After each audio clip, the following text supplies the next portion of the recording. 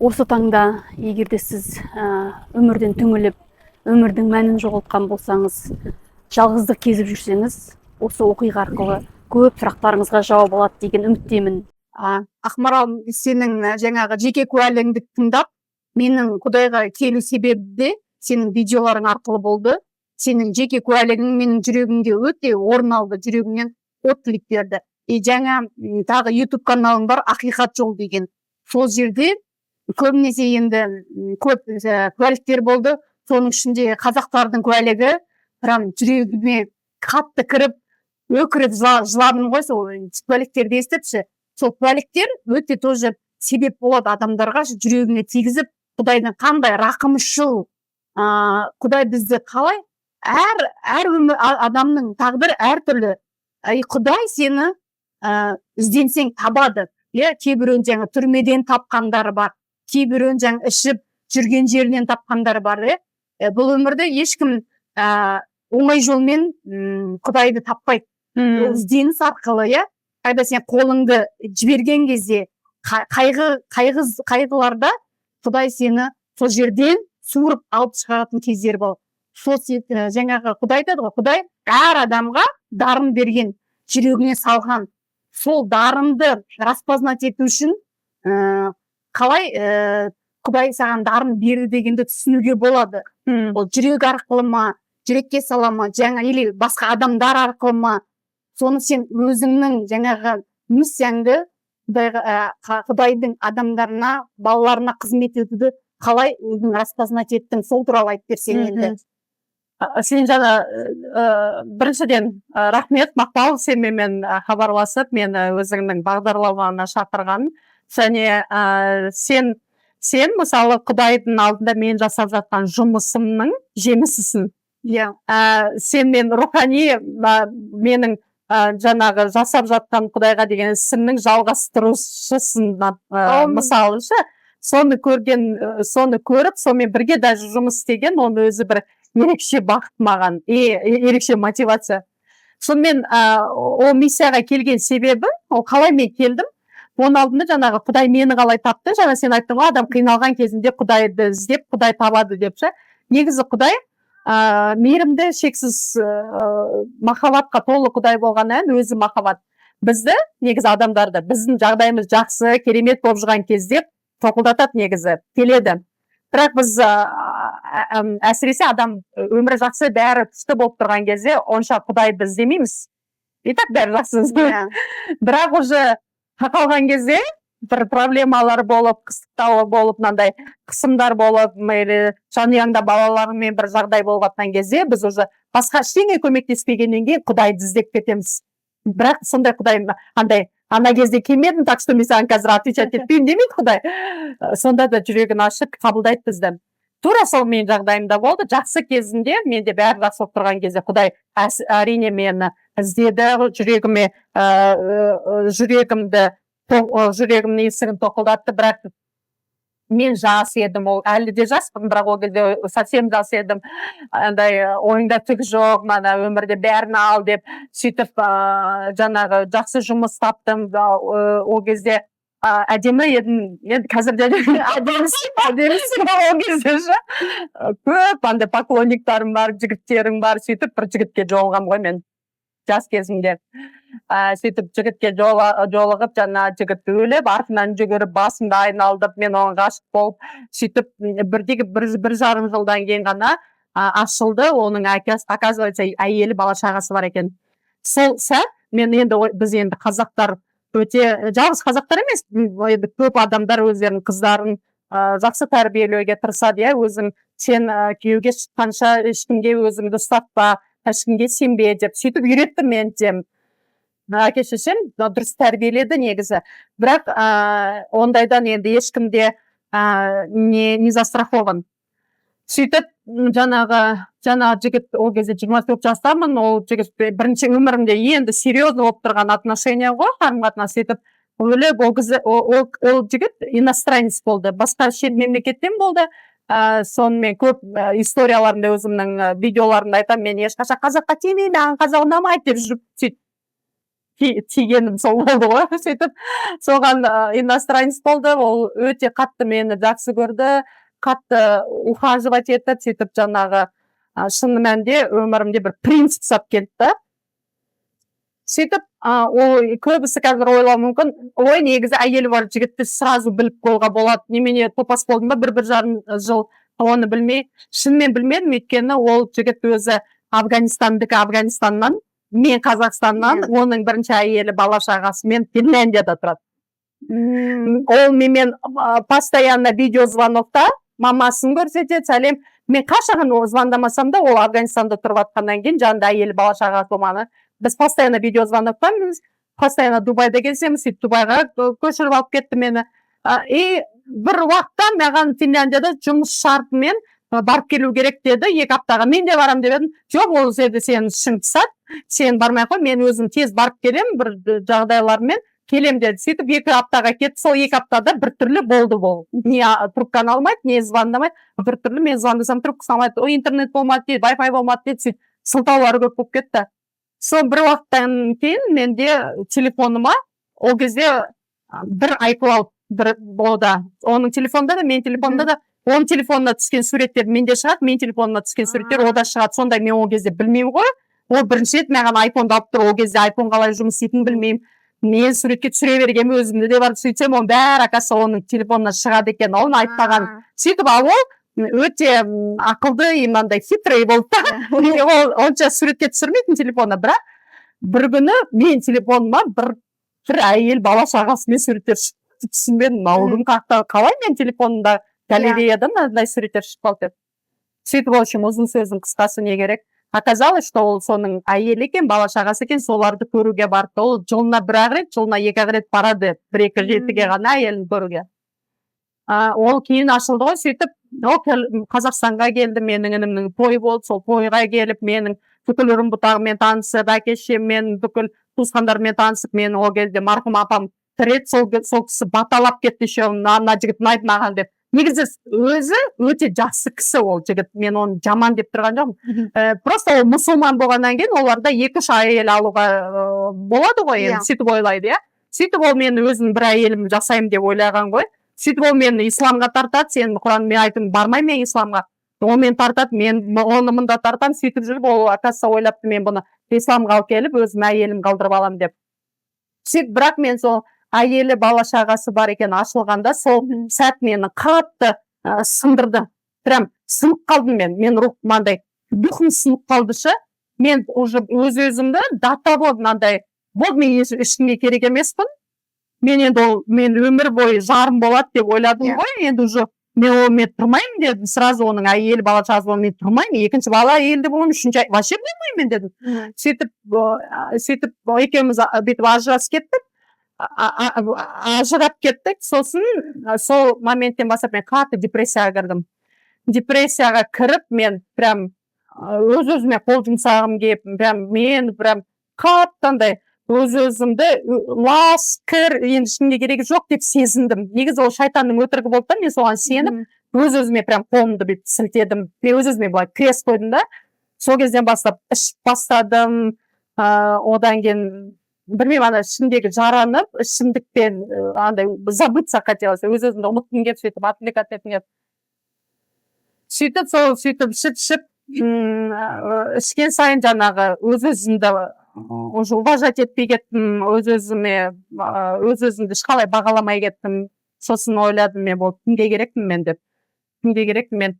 Мен өз-өзімді пәк қыз ретінде нетім келген күйеуіме арнағым келген, енді ол уже ешқашан болмайды. Сонымен жаман өз-өзіме мынандай разочарование болып, сөйтіп өз-өзімді қол мынандай крест қойып сөйтіп нет кеттім, сөйтіп сол кезде әйтеуір бір мынандай между историямен көп жағдайлар болды, бірақ основной жағдай сөйтіп көп жылдар сөйтіп өмір сүрдім. Бір 4 жыл ма сөйтіп өмір сүрдім, жаңағындай ішіп бүйтіп, одан кейін Таиландқа көшіп кеттім. Осы алдыңғы аптада ғана маған осындай ой келді да, сол Таиландта жүрген кезімізде бір күні осындай жағдай болды. Мен жігітім болған, жігітім екеуміз ішіп алдық, жынды ұқсап.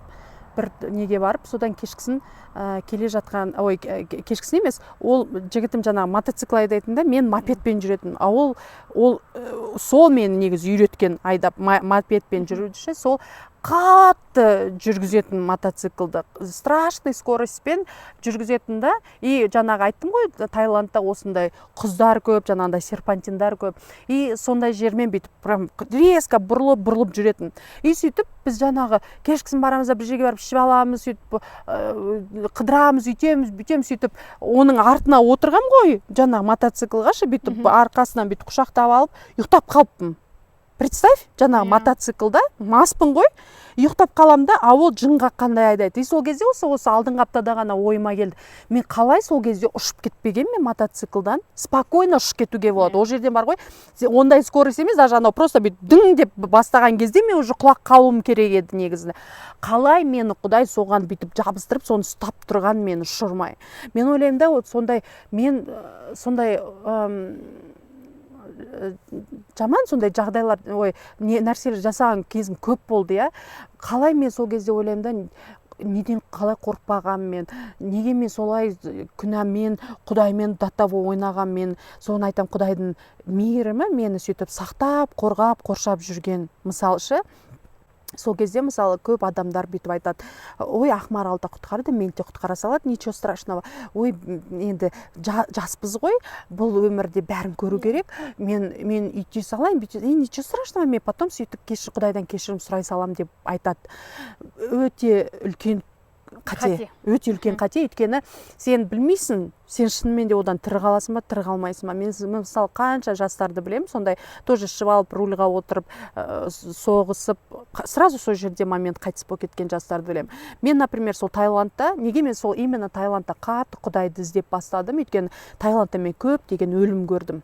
Жастар, бүкіл жер бетінен жастар келеді сол Таиландта кішкене вечеринка жасап, қыдыруға, демалуға, бірақ олардың денелерін өлік ретінде алып кететін, иә, мысалы. Болмаса көп жастарды без вести он пропал деп айта салады. Өйткені ол құзда жатыр ма, ол жаңағы наркотиктан передозировка болды ма, суға батып кетті ме, өйткені жаңағы вечеринкалардың бәрі open air дейді ғой, 8 километр, 15 километр пляж болады, сол жақта 50 мың, 60 мың адам жүреді. Бәрі наркотиктің әсерінде, бәрі алкогольдің әсерінде. Ол ішіп алып, еще мен кішкене малтап келем деп суға кіріп кетеді, ол жақта мынандай толқындар, иә? Ол судан шықпаған қанша жастар бар. Жап-жас, әп-әдемі қыздар, жігіттер келеді. Мен жаңағы жұмыс істеген гостиницада, отельда, я тоже қанша байлар келіп жатады. Мысалы, келеді, заттарын тастайды, номерларын алады, кешкісін бір вечеринкаға кетеді, сол жақта или джунглида, или жаңағы көлдің жағасында, я. Болды, келмейді. Жоқ сосын. Кім іздейді? Оны іздемейді, Таиландтың полициясы іздемейді оны. Болды, ол без вести пропал дей салады, бітті. Оны біреу анау джунглидің астына түсіп, судың ішіне аквалангтарды жіберіп, ешкім іздеп жатқан жоқ. Қанша жастар сөйтіп жоғалып кетіп жатыр, өліп болып. Сол кезде көргенде мен түсіндім, Ақмарал, сен өліммен ойнап жүрсің.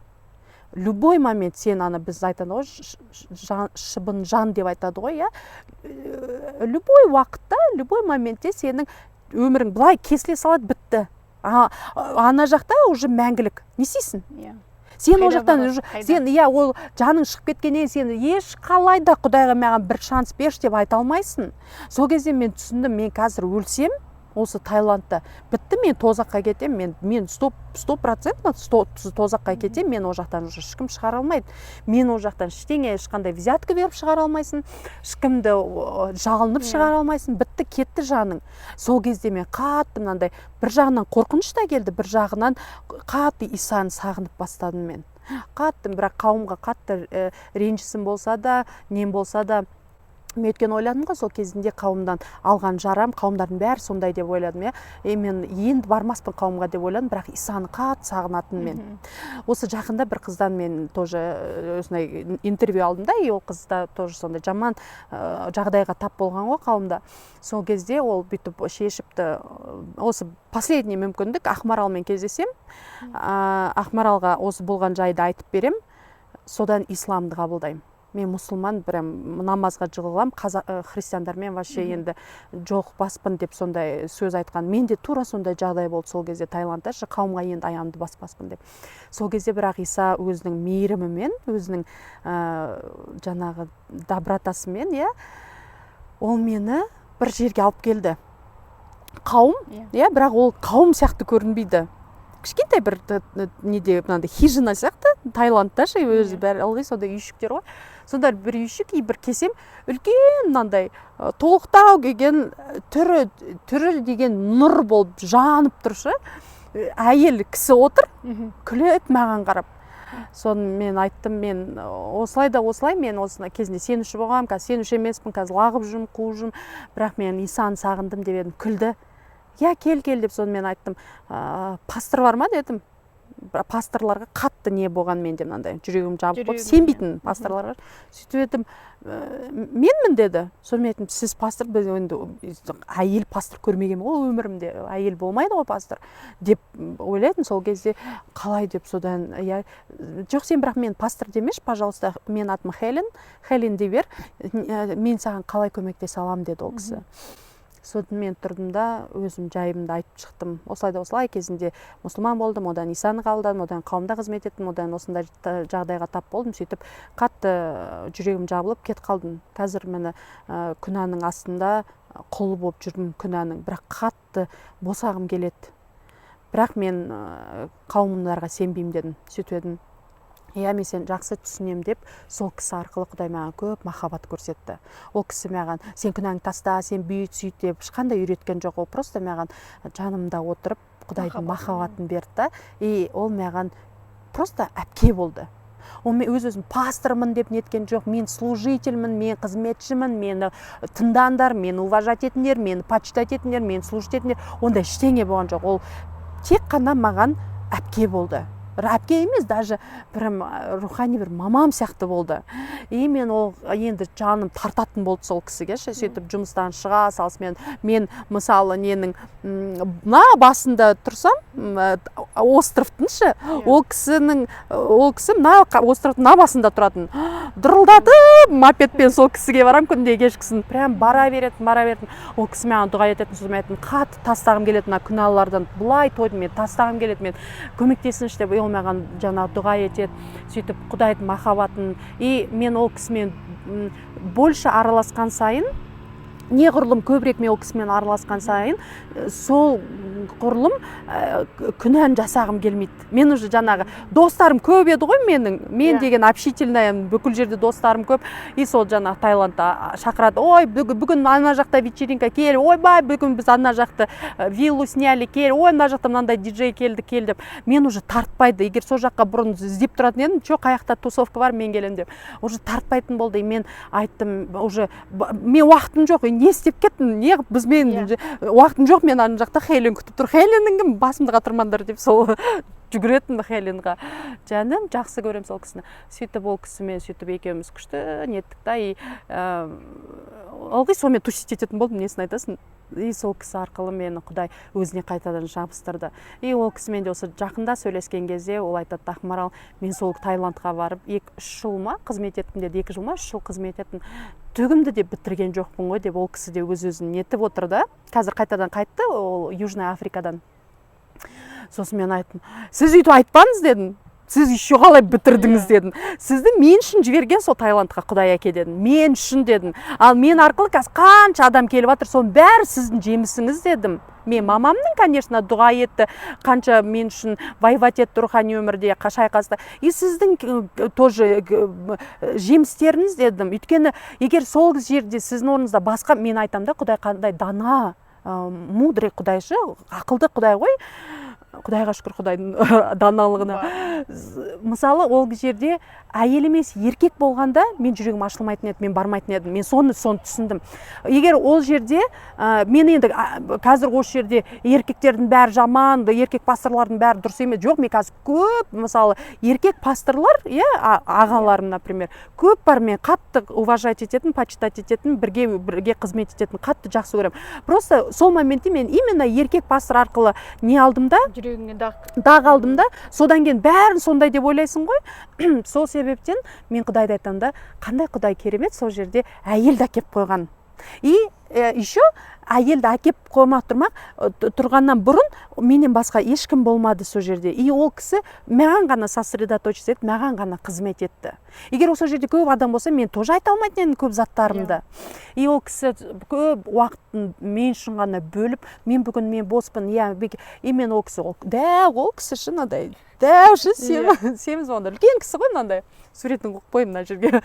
И жаңа мопедке артына отырғызып аламын да, меніңше жүріңіз, мен ол кофені жақсы көреді. И мен ана островта қандай кофе шоптар бар, қандай кофейнялар бар, бәріне апарып шығатын, мына жақтың кофесі қалай, мына жерде. Мен ана кісіні әйтеуір сонымен уақыт бөлу үшін әйтеуір мен сылтау табатын, ана жақта күшті кофе таптым, жүріңіз, мен содан. И ана мопедтің артына отырып аламын да, дырылдатып мына жаққа апарамын, мына жаққа апарамын. Ол айтады, мен шаршап кеттім, мен жаяу ол алыс, жүріңіз деп. Соны айтады, такси қымбат ше. Сөйтіп екеуміз күшті уақыт өткіздік та Таиландта. сөйтіп Құдай мен жүрегімді қатты емдеді, көп емдеді сол кісі арқылы, көп Құдайдың махаббатын көрдім. Сөйтіп мен содан кейін Америкаға кетіп қалдым. Америкада енді Құдай уже более тереңірек менімен жұмыс істеп бастады. Оның әңгімесі өте ұзақ негізі. Екінші бөлімін түсірейік, сол кезде Америка туралы айтып беремін. Сол кезде мысалы қарап тұрсан, мен түсінгенім, қазір осы жерде бір маңызды жай айтып кетейінші. Әрбір адам сенің өміріңде определенный сезонға келеді. Мысалы қазір екеуміз кездестік, сөйлестік дейік. Осы сезонда мен арқылы Құдай саған осындай бір қызметтер істейді, маған сен арқылы осындай қызметтер істейді. Сосын сен уже өсесің. Өсесінде уже басқа, например, басқа учительға барасың. И сол арқылы сені Құдай ары қарай өзгертеді. Сөйтіп Құдай бізді өсіреді. Тек қана бір аз адамдар ғана біздің өмірімізде басынан аяғына шейін қалатын. Негізі көп адамдарды сөйтіп мынандай сезонмен алып келеді негізі ше. Сол кезде мысалы именно сол моментте Құдай әке маған сол кісі арқылы қатты жұмыс жасады. Мен қазір әлі күнге шейін ол кісімен өте жақсы қарым-қатынастамын, бірақ енді ол кісі басқа мемлекетте тұрғаннан онша көп, өйткені уақытымызда бөлек болғаннан онша қатты көп сөйлеспейміз, но бірақ ол кісі мәңгілік мен жүрегімде, сондай мен рухани әпкем, рухани мамочка, мындай матушка, рухани матушка болып қалады ше. Сол себептен И это нормально, ол нормально, когда сен мысалы мына адам арқылы Құдай сен, бірақ ол адам арқылы ғана саған өмір бойы Құдай қызмет етпейді, өйткені ондай кезде ана адам бізге идол болып кетеді уже. Біз Құдайға емес, уже ана адамға әсерлі болып қаламыз. А ондайды не хочет Құдай бізді, өйткені қатты жақсы көреді, бізді қатты қызғанады Құдай басқа адамға. Сол себептен ол бір адамды беріп қоймайды басынан аяғына шейін. Мысалы Давидтің өзінде ең бірінші Самуил болды, сосын Нафан болды, сосын өзі болды мысалы, иә. Сондай наставниктар, оқытушылар көп болады, бірақ жан-жақтан болады да, чтоб сен бір адамға тәуелді болып қалмау үшін. Сол себептен мен ылғи айтам сенушілерге, тәуелді болмаңдар, адамға тәуелді болмаңдар, Құдайдан ғана тәуелді болыңдар. Адамдар бізді оқытады, бізге қызмет етеді, рахмет. Мен де айтатын, маған тәуелді болмаңдар, адамдарға айтам, мені іздемеңдер, Құдайды ғана іздеңдер, өйткені Құдай сендерді қатты қызғанады менен. Маған қызғанады. Иә, дұрыс па? Маған қызғанады ғой. Мысалы, сен маған қатты мен жақсы көріп болса, чуть-что сразу Ақмаралға звондап, чуть-что сразу Ақмаралға жазам десең, Құдай қызғанатын болады. Ақмарал саған Құдай емес, мен ізде деп. Сол себептен мен ылғи адамдарға айтам, Құдайды іздесеңдер, Құдай өзі сендермен сөйлеседі. Құдай қатты жақсы көреді бізді, бізбен мынандай тығыз қарым-қатынаста болғысы келеді. Құдай өзі ешқашанда, енді сен айтып жатқан куәлігіңнен сондай бір ой келіп тұр, Құдай өз балаларын ешқашан тастамайды.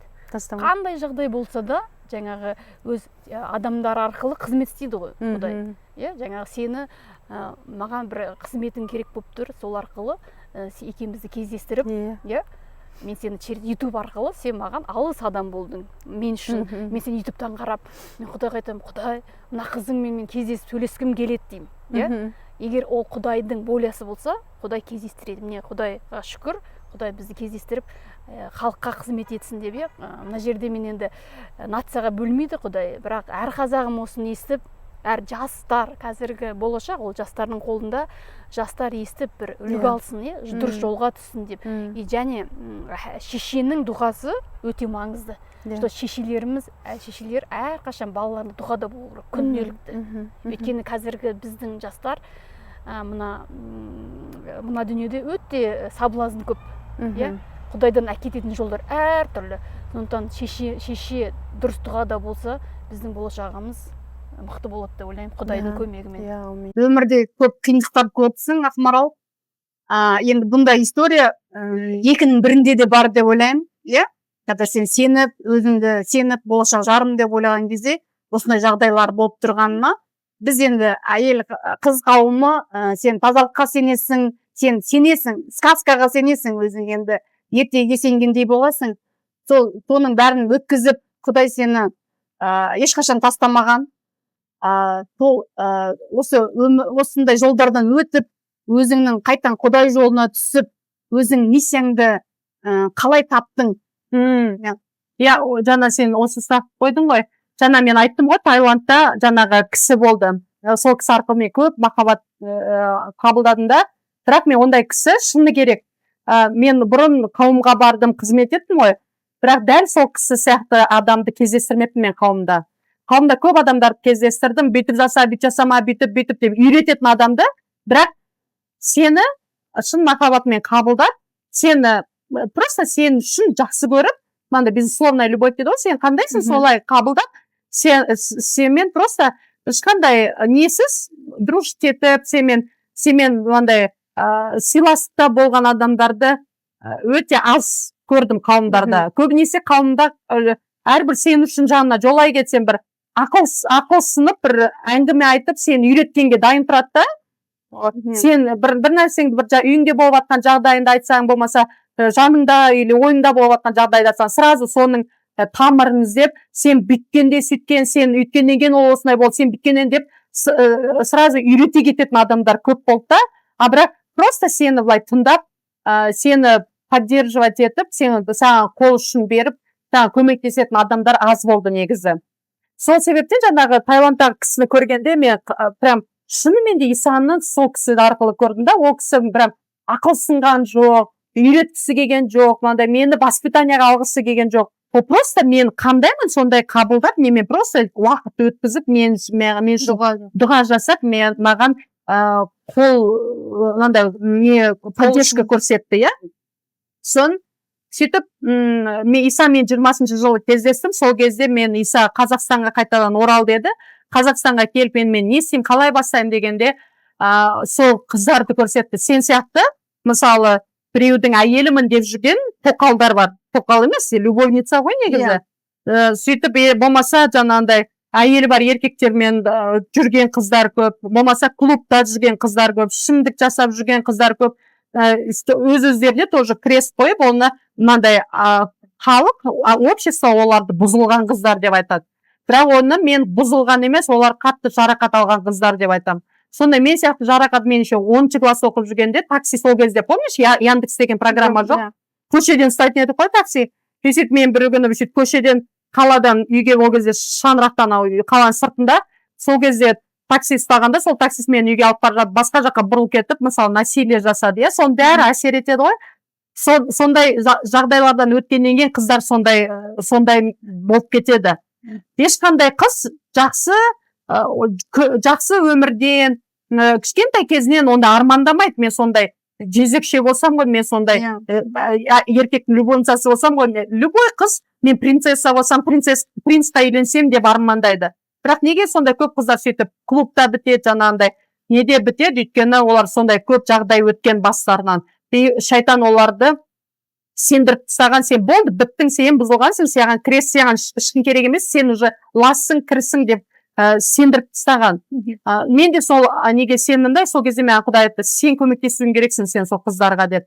Сөйтіп мен ақырындап ол кезде тренинг деп айтатын, тренинг өткізіп бастадым, исцеление души, жанның емі деп, сол кезде бірінші исцеление душиға, тренингқа бір 18 ба 20 шақты қыз келді. Сон өзі маған, саған мен біреуге керек болдым ғой деп қатты нетін, бірақ мен сол тренингте қыздар жылап қатты құдайдың присутствиесін, құдайдың махаббатын сезген көрдім да, сонымен ойладым, мен те құдай қолдана алады екен ғой, мен құдайға керек екенмін ғой деген етін. Сөйтіп содан өсіп бастады. Сол кезде мен ең басында құдай маған айтқан, Ақмарал, камераңды қоса, өзің бұрынғы өмірің туралы айт. Сөйтіп жаңағы женатый әйел бар, еркекпен шатысқаныңды, сөйтіп жаңағы путешествие, подаркалар үшін жігіттермен жүрген бәрін айт деді. Құдай, пожалуйста, айтпай қойыңызшы, пожалуйста деп мен еттім. Енді ойладым, мен қазір бүкіл туысқандарым мен мандай қазақтар ғой, енді мынандай консервативный қазақтар.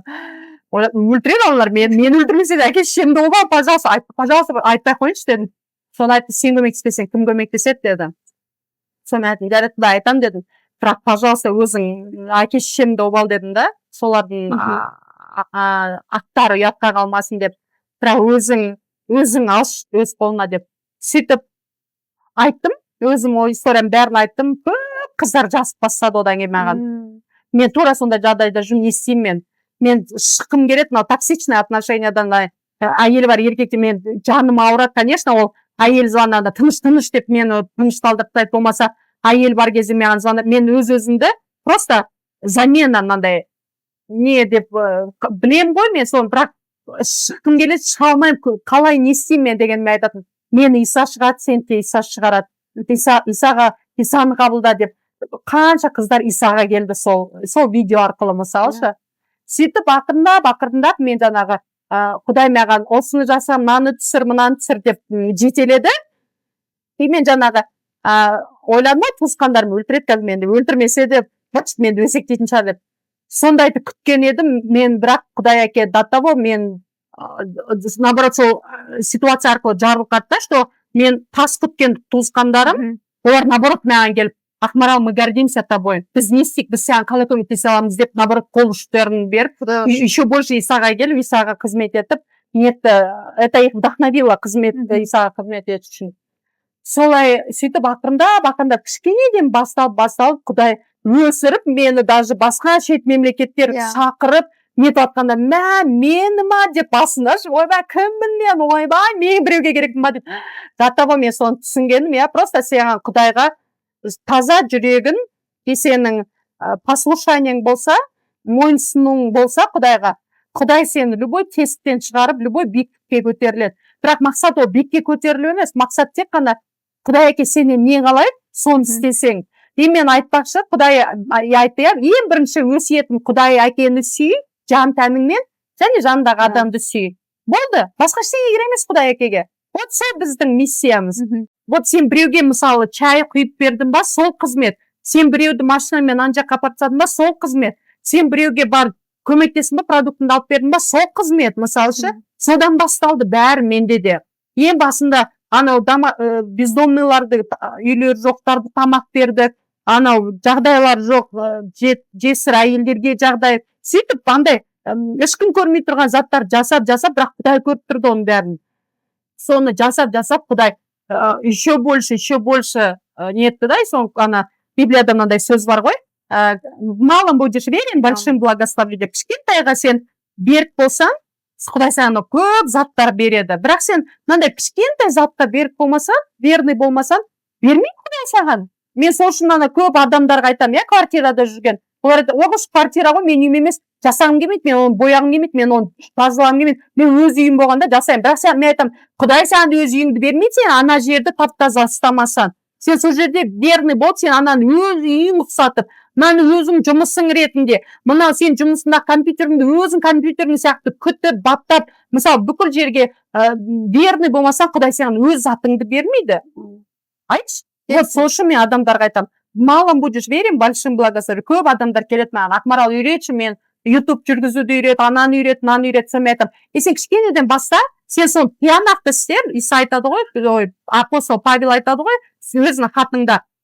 Что бы вы ни делали, все делайте как для Господа. Не істемесеңдер, бәрін Құдай үшін істегендер. Сен адам көріп тұрғанда, анау мен көріп тұр деп қатты жума. Сен адам көрмей тұрғанда күштеп жу соны.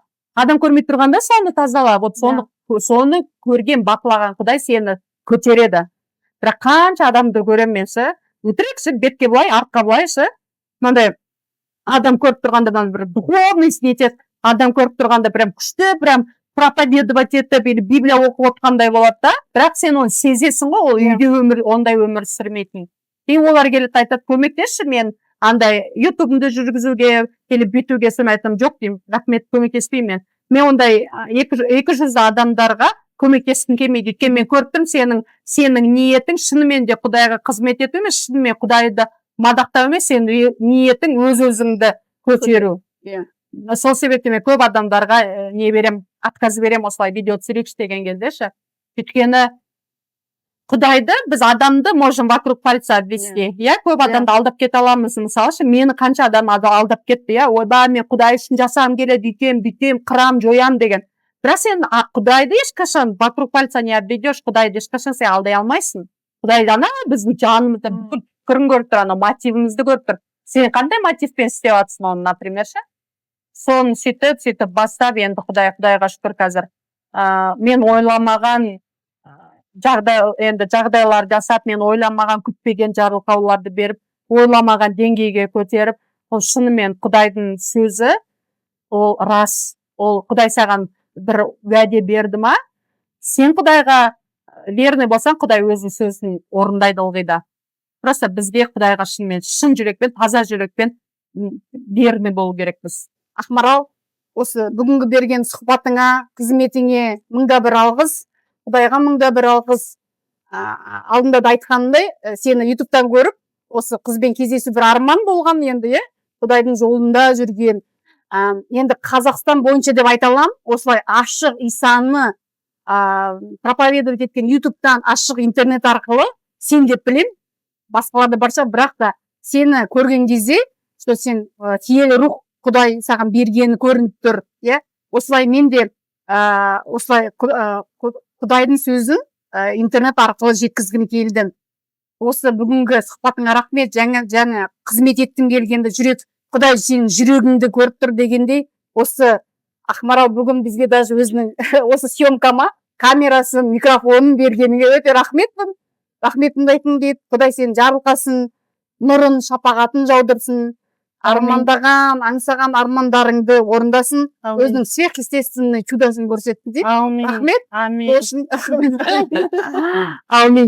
Бұл бар ғой, бұл оборудованияның бәрі негізі Құдайдікі. Ең басында мен қызметімді бастағанда, қарапайым халық маған әлі кеше именно бар ғой, мынандай бір аты дүңкіреген немесе жағдайы күшті адамдар емес, осындай қарапайым адамдар осы қызметті қолдап маған көмектесіп жатқанша, сөйтіп ана көп түкірсе көл болады деп ана жақтан лақтырып, сол оборудованияны осының бәрін алдық. Бұл енді Құдайдың қызметі үшін. Сен келіп маған осыны жасайықшы дегенде, мен сені көрдім да, шынымен Құдай үшін істеп жатқанша, өзіңнің неңді іздеп жүрген жоқсың, шынымен Құдайдың даңқы үшін істеп жатқан. Сол себептен все, что Божие, это все, что наше, все поет демекші, бәрі Құдай үшін, Құдайдың арқасында. Слава Богу. Осы сұхбатты көргендеріңізге рахмет. Сіздер үшін дұға еткім келеді. Көктегі әке, осы экранның ар жағында көріп отырған әрбір жанның жүрегінде не болып жатқанын сен ғана білесің, көктегі әке. Өзіңнің нұрыңды, шапағатыңды, махаббатыңмен бөлеп, өзің әрбір жанды құтқара көрші. Иса Масихтың атымен, аумин. Құрметті көрермен, осы каналға тіркеліңіздер, комментарийға өздеріңіздің Иса Масихқа қалай келгендеріңіз туралы жазып кетіңіздер, лүпілдеріңізді басыңыздар. Келесі бөлімде кездескенше.